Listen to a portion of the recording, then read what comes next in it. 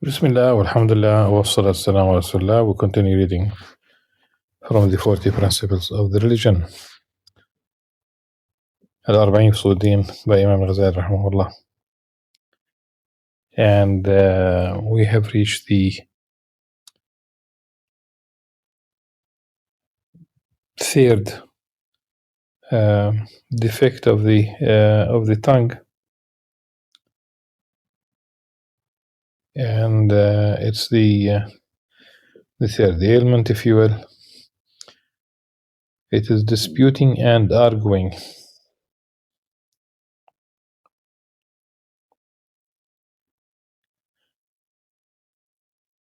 The Prophet ﷺ said, "Whoever abandons disputing while he is right, a home is built for him in the highest part of paradise."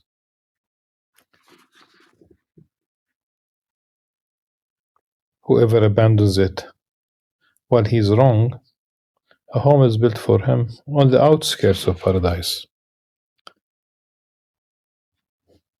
Of course, the first one demands more effort, but the chain of narrators is weak.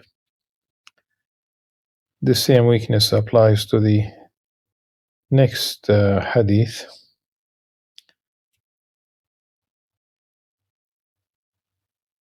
I continue reading from the text. This is because it is more difficult for the person who is right to abandon making his point. He ﷺ also said, "The slave does not perfect his faith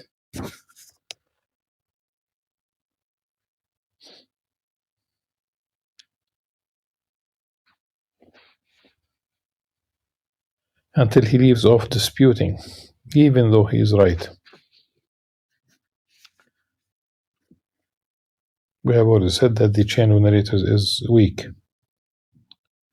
The definition of disputing is to oppose another's speech by pointing out the mistakes in it, whether explicitly or implicitly.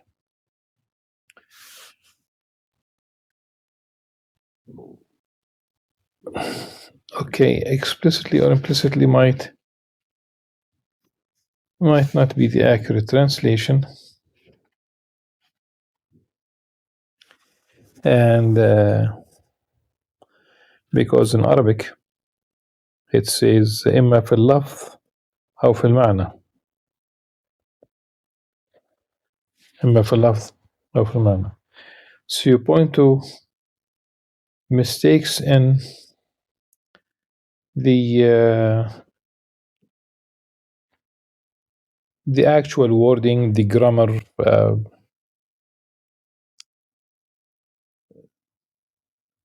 and the other one is the mistake in the meaning. So that will be a more direct translation, I would say. The reason disputation is motivated by excessive pride in displaying superiority. It is caused by either malign offhandedness or the wickedness of being confrontational that is found in one's nature and looks forward to belittling and overcoming another.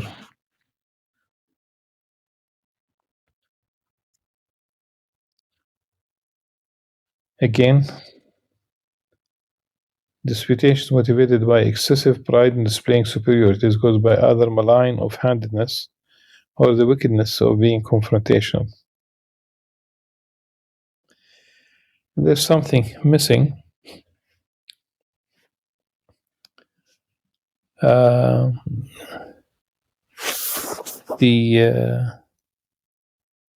Sabu'iyya in Arabic is the character of the wild animals, such as lions, tigers,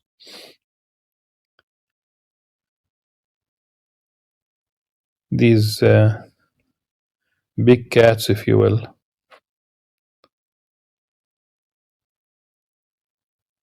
So there is like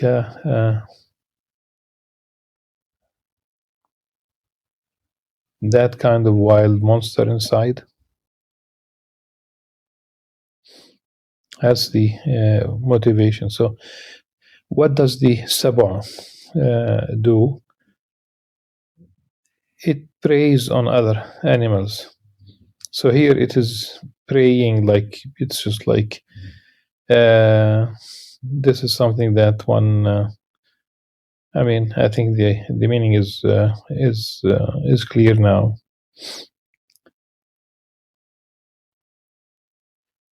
Disputing and arguing are a means of strengthening these two filthy and destructive characteristics. The necessary course of action is for a person to affirm whatever he hears that is right, and be quiet about whatever he hears that is a mistake.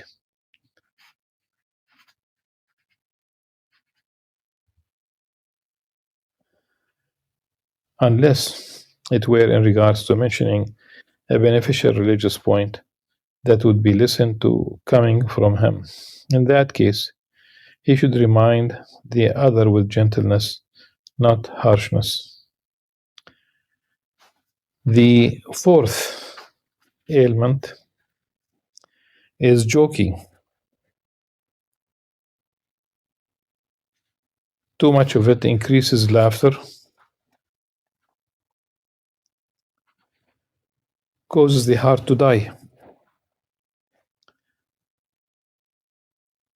provokes malice, and does away with dignity and gravity.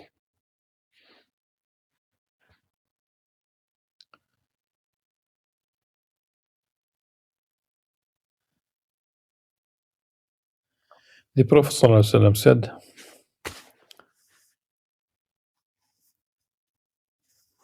"Verily a man will speak with a word to make those sitting with him laugh and thereby drop further than the Pleiades.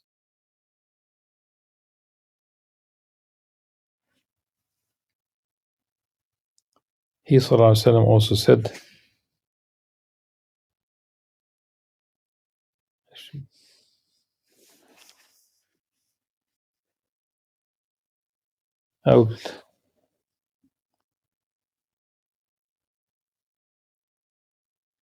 do not dispute with your brother, nor always joke with him."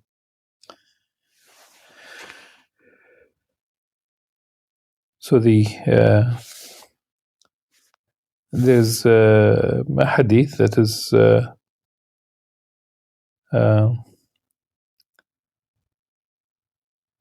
mentioned by Bukhari and Muslim.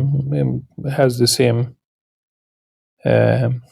essentially the same meaning, but إن العبد لا يتكلم بالكلمة ما يتبين فيها يزل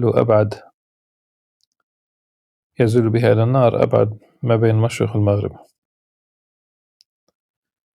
متفق عليه. So the servant, the slave, would utter the word that if he does not pay attention to it, he might slip to hellfire, a distance that is longer than that which is between the east and the west.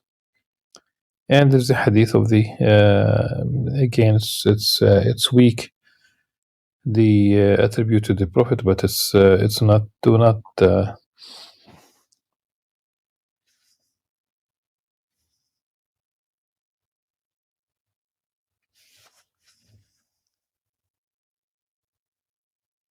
not dispute with your brother, nor always joke with him. Know that there is no harm in a little bit of it sometimes, especially with women and children, in order to make them feel good. The Prophet ﷺ also had just a little bit of that. He ﷺ did that. However, he said, "I most certainly joke around, but I say nothing but the truth." And precisely regulating that is difficult for other than him.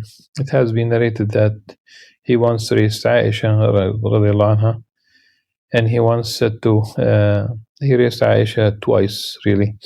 The first time she won, and the second time the Prophet ﷺ won because she gained some weight. and he once said to an elderly woman, "Old women do not enter paradise." The chain of narrator is weak, but it is known that people will be resurrected. All of them same young age. And the Prophet ﷺ in a hadith narrated by Bukhari and Muslim, he said, "Ya Aba Umair, ma fa'ala an-Nughayr." And the Nughayr in Arabic is the chick, really a bear chick, that the boy was playing with it. Oh, Abu Umair, what did the sparrow do? The sparrow was a chick that the little boy used to play with. He ﷺ said to Suhaib while he was eating some dates, "You eat dates while one of your eyes is sore." Suhaib said, "I only eat with my other half." And Allah's Messenger ﷺ laughed. There's no harm in the likes of this kind of joking on the condition that it is not taken as a habit. The fifth ailment is praising.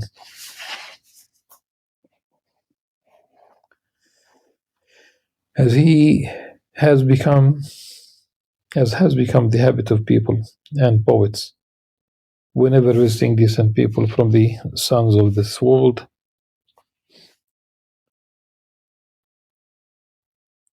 and as has become the habit of storytellers, for they praise any fool who attends their gatherings. There are 6 ailments regarding to praising. 4 of them are in the one who praises, and 2 of them in the one who is praised. As for the one who praises, the first ailment in him is that he goes to extremes and thus mentions about the person something that is not in him, and is thereby a liar. Remember, Imam Al-Ghazali would say that if you ask, "How are you?" if you ask your friend, if you a relative, a colleague,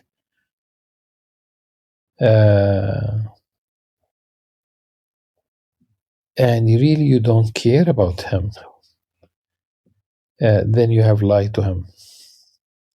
Because when you say "How are you," you give the impression as if you do care.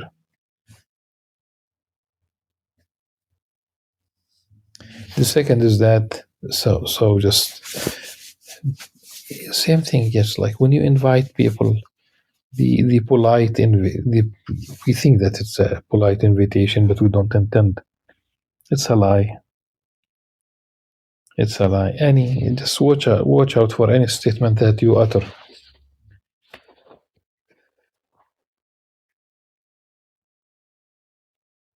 The second is that he might show love towards someone that he does not really feel, and thus is hypocritical and two-faced. The third is that so there are those who are two-faced, those who are with one face, and those who lost a face, no face at all. We don't talk physically, no face, of course. The third is that he says that he does not really know, and thus is speculating, such as if he were to say, "Indeed, so and so is just and pious," or something else concerning what he does not really know. A man once praised another man in front of Allah's Messenger, sallallahu alaihi wasallam. So he said, "Woe to you! You have cut your companion's neck. If one of you must praise his brother, then let him say, 'I believe that so and so is like such and such, yet I praise no one over Allah.' ولا يزكي على الله أحدا."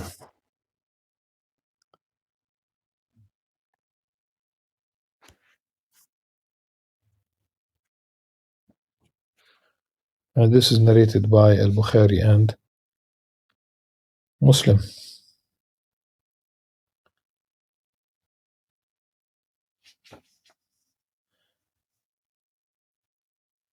So you should say, I praise no one over Allah. Allah will honor him if he really thought that the person was like that. The fourth is that he delights through it, the one who is praised, who perhaps is a wrongdoer, and thus is disobedient by putting joy in his heart. The Prophet ﷺ said that Allah subhanahu wa ta'ala will is angered when an open sinner is praised.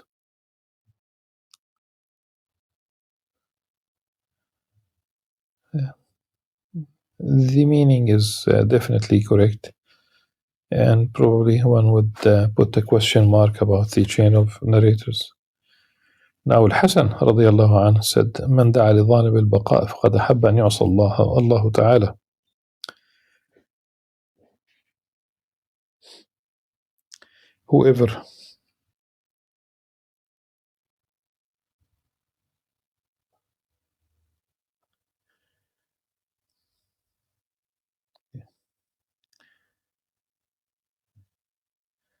Whoever prays for the longevity of an open sinner has lied for Allah subhanahu wa ta'ala to be disobeyed, because the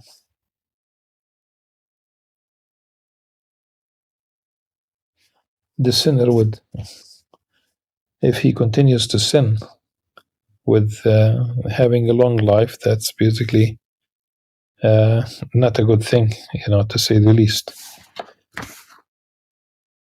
But it's not only any sinner. Zalim, unjust person, of course. A sin, you are unjust to yourself. But when we talk about zalim, we talk about someone who is unjust. And the unjust could be a simple person, could be a ruler, could be anyone. You act unjustly, the unjust.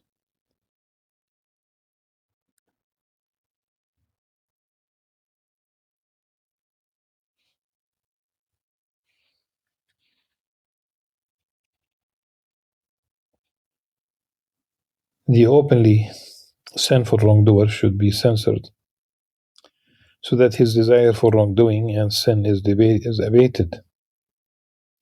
As for the one who is praised,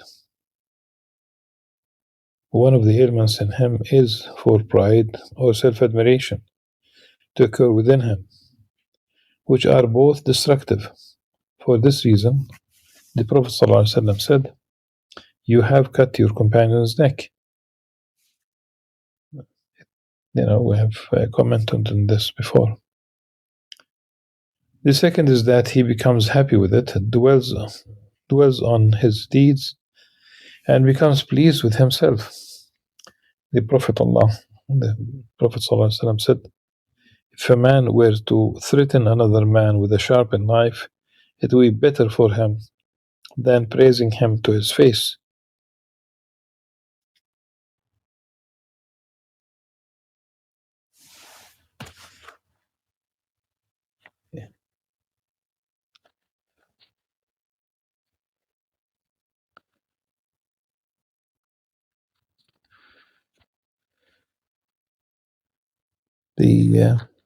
This particular we say tradition, but really it's not. Is basically mentioned without a chain of narrators at all, and it is known through the Adab al-Nufus of al-Muhasibi, and it's mentioned without any chain of narrators.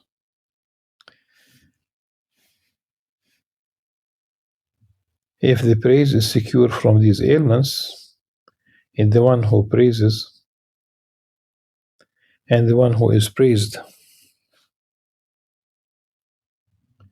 then there is no harm in it, and it might even be recommended.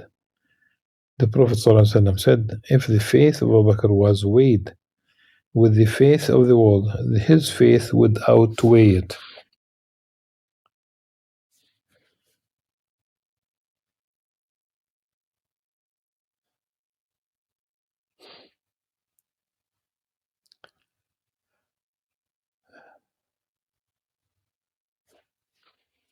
And there is some talk about the chain of narrators. At least one possibility is that it was mentioned by Umar ibn al-Khattab radiyallahu anhu. And the Prophet ﷺ said,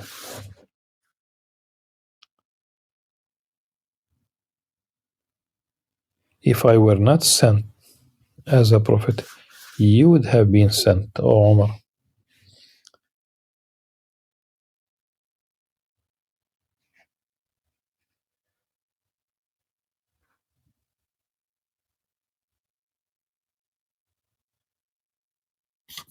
And the hadith has been mentioned a bit differently by Tirmidhi. If there were a prophet after me, it would have been Umar ibn al-Khattab.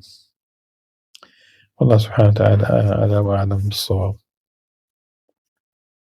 He praised many of his companions sallallahu alaihi wasallam, as he knew that doing so would increase their zeal and not cause self-admiration in them. It is the right course of action for the one who is praised to think deeply about the seriousness of his final works, the subtleties of ostentation, and his evil deeds, and to recollect the inner flows that he knows about himself, especially his thoughts and inner dialogue, that if only the one praising him knew, he would cease from praising him.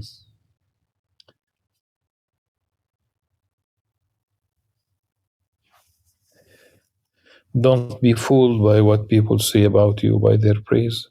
If you know that you do sin between you and Allah subhanahu wa ta'ala.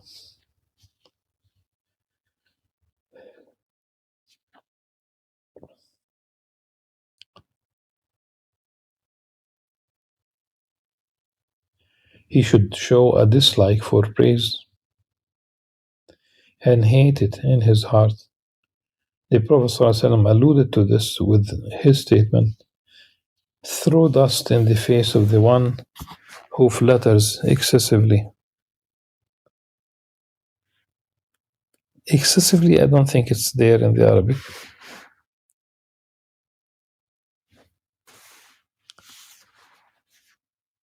It simply says احثوا في وجوه المداحين التراب.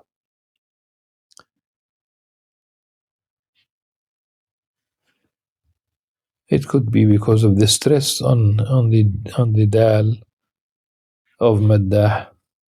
Madih would be without stress, and we have, so it's a possibility.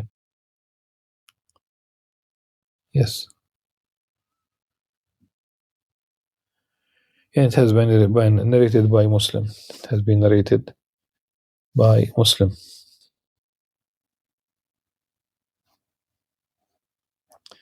Someone once said, when he was praised, O Allah, this slave of yours has sought to get close to me through your disdain, and with you as my witness, I disdain him. Ali bin Abi Talib, karramallahu wajhah, wa radiyallahu anhu, said, when he was praised, O Allah, forgive me for what they do not know. Do not take me to task regarding what they say, and make me better than what they think.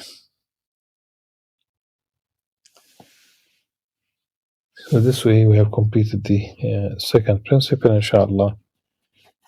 We have covered, this for the second time certain parts And tomorrow, inshallah, we will deal with the third principle, and that would be number 23 in all. And it is about anger. Yes. سبحانك اللهم وبحمدك نشهد أن لا إله إلا أنت نستغفرك ونتوب إليك. السلام عليكم ورحمة الله وبركاته.